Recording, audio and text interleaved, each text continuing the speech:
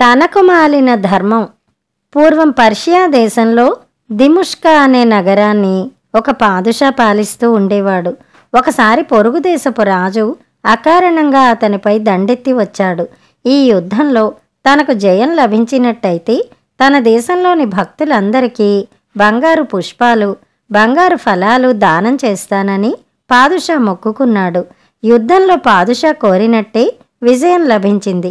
ఆ సంతోషంతో పాదుషా తన ఖజానాలో ఉన్న బంగారమంతా కరిగించి బంగారు పుష్పాలు, ఫలాలు తయారు చేయించమని ఉత్తర్విచ్చి తన వజీరుతో బంగారు ఫలపుష్పాలు స్వీకరించడానికి దేశంలో ఉండే భక్తులందరికీ ఆహ్వానాలు పంపండి అన్నాడు. చిత్తం, అలాగే పంపుతాను అన్నాడు వజీరు వినయంగా.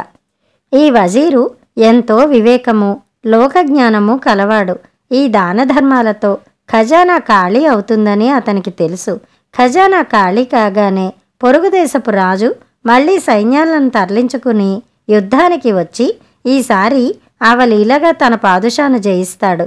అందుచేత ఏదో ఒక ఉపాయంతో పాదుషా తలపెట్టిన ఈ తనకుమాలిన ధర్మకార్యాన్ని సాగకుండా చేయాలని వజీరు నిశ్చయించుకున్నాడు. 2-3 రోజులు గడిచాక వజీరు పాదుషాను దర్శించి, మహాప్రభు, దేశం అన్ని మూలలా గాలించాను, ఒక్క భక్తుడైనా కానరాలేదు అని విన్నవించుకున్నాడు. ఏమి వింత, నువ్వు భక్తుల కోసం సరిగా ప్రయత్నం చేశావా? నాకు తెలిసి మన దేశంలో 1000 మంది భక్తులున్నారు కదా అన్నాడు పాదుషా. మహాప్రభు, నిజమైన భక్తులు మీ బంగారాన్ని పరిగ్రహించరు, పరిగ్రహించేవారు భక్తులు కారు అన్నాడు వజీరు. పాదుషా నవ్వి, నేను తలపెట్టిన ఈ దానాలు మీకు సమ్మతం కానట్టుంది, కానీ మీరన్నది ఎంతమాత్రమూ నిజం కాదు. పరిగ్రహించేవారు భక్తులు కారని నిరూపించండి అన్నాడు. చిత్తం, అలాగే అన్నాడు వజీరు. మన నగరానికి ఉత్తరంగా ఉన్న ఎడారిలో గొప్ప తపస్వి ఒకడు నివసిస్తున్నాడు. ఎంతో కాలంగా ఆకులు అలములు తిని అతను జీవిస్తున్నాడు. అతను భక్తుడు కాడని మీరు నిరూపించాలి అన్నాడు పాదుషా. అందుకు వజీరు సమ్మతించాడు. పాదుషా మౌల్వీని వెంటబెట్టుకుని ఎడారిలో ఉన్న తపస్వి వద్దకు వెళ్ళాడు. తపస్వి ప్రార్థన చేసుకుంటున్నాడు. ప్రార్థన ముగియగానే పాదుషా అతనితో, మహాత్మా, మీకు అభ్యంతరం లేని పక్షంలో మీరు మా నగరానికి దయచేయాలి. అక్కడ మీ కొరకు ఒక ఆశ్రమాన్ని నిర్మిస్తాము. మీ తపస్సుకు అవసరమైన సౌకర్యాలన్నీ అమర్చుతాము. మీరు దేనికోసము శ్రమపడనవసరం ఉండదు. మీ తపస్సు నిరంతరాయంగానూ నిర్విఘ్నంగానూ కొనసాగుతుంది.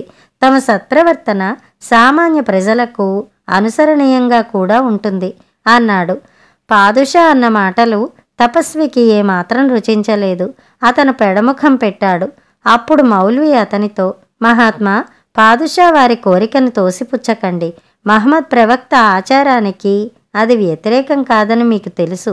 ఆశ్రమం మీకు అనుకూలంగా లేని పక్షంలో మీ ఇష్టప్రకారం చేయవచ్చు అన్నాడు. ఆ మాటలు విన్న మీదట తపస్వి నగరానికి రావటానికి అంగీకరించి పాదుషా వెంట వచ్చేశాడు. తపస్వికి పాదుషా వారి ఉద్యానంలోని సొంత మహల్లో బస ఏర్పాటయింది. మహలు ఇంద్రభవనంలా ప్రశాంతంగా ఉంది.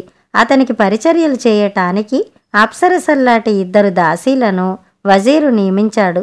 తపస్వికి క్రమంగా ఈ జీవితంలో మాధుర్యం కనపడింది. రుచిగల ఆహారము, అందమైన బట్టలు, మధురమైన భక్ష్యాలు, అత్తరులు ఆయనకు అలవాటయ్యాయి. శరీరానికి ఉండిన నల్లకప్పు వదిలి నిగనిగా మెరుస్తూ ఎర్రగా తయారయింది. పరిచారికల సౌందర్యం అతన్ని ఆకర్షించసాగింది. వారి ముంగురులు అతని మనస్సుకు సంకెళ్ళయ్యాయి. తన ఎత్తుపారినందుకు వజీరు ఎంతో సంతోషించాడు. ఒక రాత్రి అతను పాదుషాను వెంట పెట్టుకుని రహస్యంగా ఆశ్రమానికి వచ్చాడు.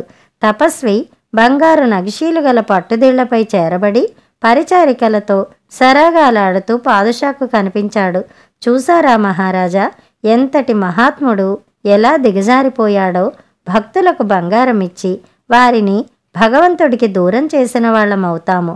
అందుచేత భక్తులకు ధర్మసత్రాలు ఏర్పాటు చేసి వారిని భక్తులుగానే ఉండనివ్వడం మంచిది అని వజీరు పాదుషాకు హితం చెప్పాడు.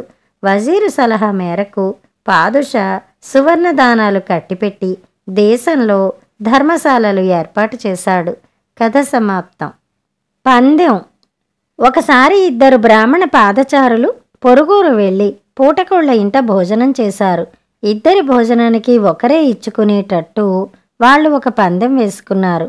అదేమిటంటే, ఒకరు రెండో వారిని ఒక ప్రశ్న వెయ్యాలి. రెండోవాడు సమాధానం చెప్పలేకపోయినా, వాడు చెప్పలేని సమాధానాన్ని ప్రశ్న వేసినవాడు చెప్పినా రెండోవాడు ఓడిపోయినట్టు. వాడు ఇద్దరి తిండి ఖర్చు ఇచ్చుకోవాలి. ఒకడు రెండోవాణ్ణి ఇలా ప్రశ్న వేశాడు: ఆ కనిపించే పందికొక్కు కంత దగ్గర మన్ను ఎందుకు లేదు? నాకు తెలీదు, నువ్వు చెప్పు అన్నాడు రెండోవాడు. అది భూమి లోపల ఉండి కంత చేస్తూ బయటికి వచ్చింది, అందుచేత అన్నాడు మొదటివాడు.